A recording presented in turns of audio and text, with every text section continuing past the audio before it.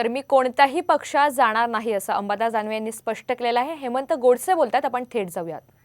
ही नाशिकची भूमी आणि प्रभू रामचंद्रांचे भक्त हनुमानांची आज या ठिकाणी आरती करून खऱ्या अर्थानं आपण विद्यमान खासदार आहोत आणि गेले 5-10 वर्षापासून हे नाशिक लोकसभेचं नेतृत्व करतोय आणि म्हणून आपण केलेली कामं ही जनतेपर्यंत पोहोचावीत यासाठी आपण माहिती म्हणून लोकांकडे आपला 5 वर्षाचा कार्याचा अहवाल वितरित करण्यासाठी या ठिकाणी शुभारंभ करतोय।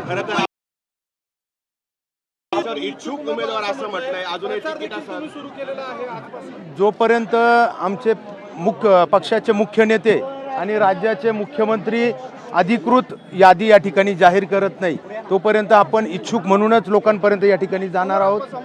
मुंबईमध्ये 2 वेळेस शक्ती प्रदर्शन केलंय, मुख्यमंत्र्यांनी काय शब्द दिलाय? प्रचार तुम्ही सुरू केलेला आहे। मुख्यमंत्र्यांनी सांगितलं, श्रद्धा सबुरी सब्र का फल मीठा होता है आणि म्हणून निश्चित लवकरच या ठिकाणी 3-4 दिवसामध्ये अधिकृत यादी त्या ठिकाणी जाहीर केली जाईल। तोपर्यंत तुमचा प्रचार आपण केलेली कामं ही जनतेपर्यंत पोहोचवण्याचं काम या ठिकाणी सुरुवात करतो, त्याचा शुभारंभ आज या ठिकाणी। मुंबईमध्ये 2 वेळा शक्ती प्रदर्शन केलंय,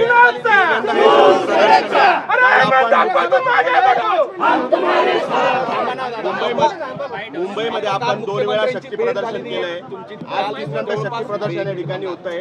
कालही आपण मुख्यमंत्र्यांची वेळ मागितली, मात्र काल भेट होऊ शकली नाही। तिकिटाची कुठेतरी टाळाटाळ होती असं वाटतंय? नाही, मला निश्चित विश्वास आहे का जेही विद्यमान खासदार होते अशा कुठल्याही खासदाराला लवकर साहेब वाऱ्यावर सोडणार नाही आणि आम्हाला विश्वास आहे का ही जागाच अधिकृत शिवसेनेची आणि म्हणून